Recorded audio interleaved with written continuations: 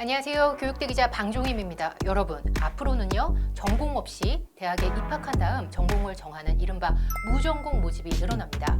교육부가 무전공 선발 인원을 대폭 늘리라고 요구했기 때문인데요. 대학들은 인기 전공에 쏠릴 것이다, 아니다, 학과 간 서열화가 심해질 것이다, 이렇게 우려하고 있습니다. 당장 내년도부터 신입생 선발부터 서울대를 포함해서 주요 대학들이 무전공 입학을 늘릴 계획이라 앞으로 입시 판도에 크게 영향을 줄 것으로 보입니다. 그래서 오늘 교육대 기자 TV에서는요, 의대 정원 확대만큼 최근 교육계 큰 이슈로 떠오른 무전공 입학 논란 알아보도록 하겠습니다.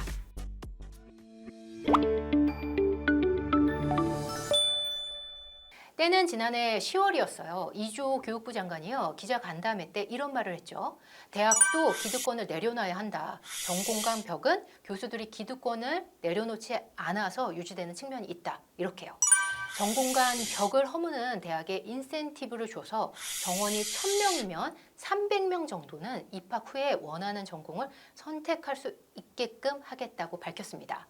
현재 대부분의 대학들은 신입생을 뽑을 때 학부나 학과 단위로 뽑고 있잖아요. 이것을 바꾸겠다는 거죠. 무전공으로 뽑고 대학에 들어와서 1학년 때 다양한 전공을 듣게 한 다음 2, 3학년 때 전공을 선택하게 한다는 얘기입니다. 현재 일부 대학에서 자유전공 학부라는 이름으로 도입하고 있긴 한데요. 1%가 채 되지 않는 미미한 수준이긴 했죠. 현재 우리는 경계가 모호해지는 빅블러 시대를 선도할 수 있는 융합 인재 양성이 절실합니다. 이를 위해 먼저 학과 전공 간 벽을 허물고 학생들의 다양한 전공 선택 기회를 보장하여 산업 수요에 맞는 인재 양성이 이루어지도록 대학의 혁신을 적극 지원하겠습니다.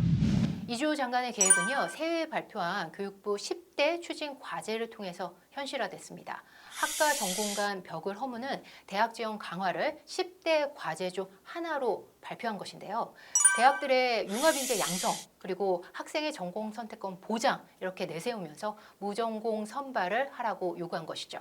구체적으로는요, 수도권 사립대의 경우에 2025학년도부터 바로 내년도부터죠, 입학 정원의 20% 이상을 무전공으로 선발하도록 했습니다. 2026학년도부터는요, 더 늘려야 되는 상황이고요.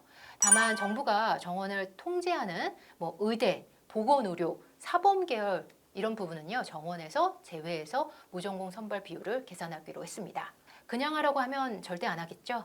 대학 혁신 지원 사업비 8,852억 원의 절반가량이 4,426억 원을 무전공 선발을 확대하는 대학에 인센티브로 지급하겠다는 계획을 같이 밝혔거든요. 수년째 이어지는 대학 등록금 동결로 재정난이 심한 대학 입장에서는 거부할 수 없는 제안이었겠죠. 그러자 주요 대학들이 움직이기 시작했습니다. 이전부터 무전공 선발에 대해서 확대 계획을 가지고 있던 서울대가 가장 먼저 움직였어요. 현재 123명인 자유전공 학부를요, 학부 대학으로 옮겨서 400명 안팎으로 확대하는 방안을 검토 중이라고 밝힌 거죠.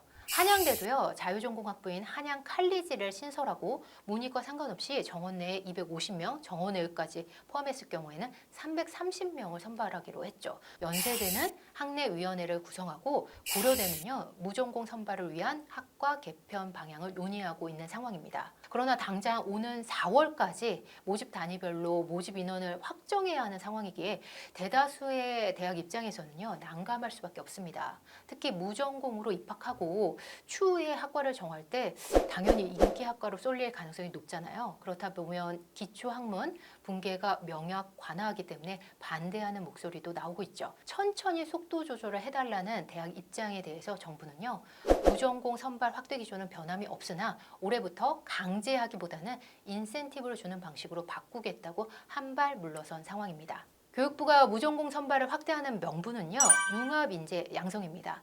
AI 같은 미래를 주도할 그런 첨단 분야에서는 더더욱 융합 인재가 필수적이잖아요. 그런데 현재 대학의 경직된 학사 구조로는 인재 양성이 쉽지 않다는 지적이 그동안 나오고 있었죠. 또 학생들이 대학때 충분한 진로 탐색 기회를 갖게 해줘야 한다는 의도도 반영됐습니다.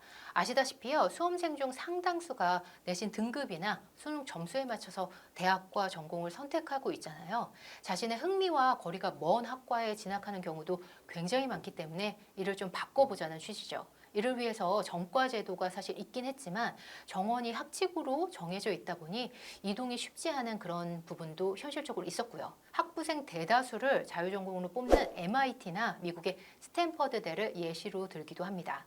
하지만 제가 생각했을 때 이보다 더 근본적인 이유가 있어요. 대학 구조조정 때문일 거라 저는 생각을 하는데요. 학령 인구가 이렇게 줄고 있기 때문에 대학 구조조정이 필요한데 정원을 채우지 못하는 대학 같은 경우에는 자연스럽게 사라지겠지만 현재 정원을 채우고 있는 대학들은 이런 무전공 선발을 통해서 학과 간에 좀 내실화를 꾀하라 이런 의도가 아닐까 싶습니다. 그러나 우려도 만만치 않죠.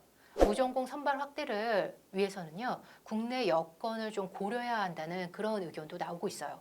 우리나라는 대학 서열화가 정말 심하게 고착화되어 있기 때문에 무전공 선발까지 할 경우에 대학별 특화한 전공을 고려하지 않고 대학 간판에 따라서 수험생이 지원하고 몰릴 가능성, 그렇기 때문에 줄 세우기가 더 공고화된 이런 우려도 현실적으로 존재하고 있는 상황입니다. 인기학과에 진학을 위해서 1, 2학년 때 전공 탐색이 아니라 성적이 잘 나오는 과목 공부에만 매진할 그런 부작용도 존재하기도 하고요. 그렇다면 우리 학생과 학부모님이 직접적으로 체감할 입시에는 어떤 영향을 줄지 알아보겠습니다. 저는 크게 3가지의 영향을 줄 거라 생각을 하는데요. 첫 번째, 대학 입결이 달라질 거예요. 서울 주요 대학의 학과 정원이 수백 명씩 변동되는 부분은요, 대학 지형에 영향을 줄 수밖에 없습니다. 주요 대학의 한 학과 정원만 달라져도요, 다른 대학에 연쇄적으로 영향을 미치는 것이 현실이기 때문이죠. 지난해 입결을 참고할 수 없다는 점도 대입 전략을 수정해야 되는 부분이기도 합니다. 다만 선발 인원이 많으면요, 추가 합격이 늘어나기 때문에 커트라인은 다소 낮아질 가능성도 좀 있는 상황입니다. 중상위권의 상향 지원에 따라 지방대 경쟁률은 더 떨어질 수도 있겠고요.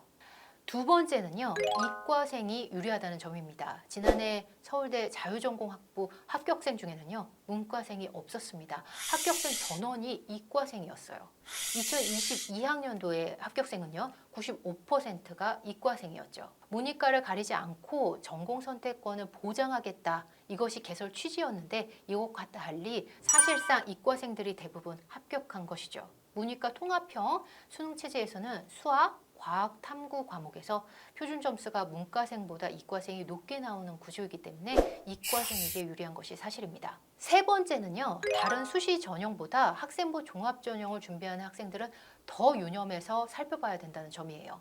진로에 맞춰서 소위 전공적합성이라고 하죠. 전공적합성을 고려해서 준비한 학생들이 굉장히 많을 텐데요. 이런 학생들한테는 난감한 일일 수밖에 없습니다.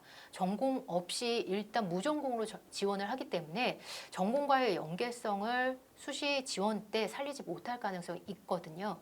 지원하려는 대학의 상황을 보고 만약 무전공을 늘리는 대학이라면 전공 적합성 이외에 나한테는 어떤 역량이 있는지 다른 학업 역량 등을 고려해봐야 하는 상황입니다.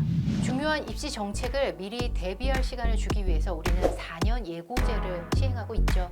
적어도 대입 가이드를 미리 알려줘야 한다는 취지인데요.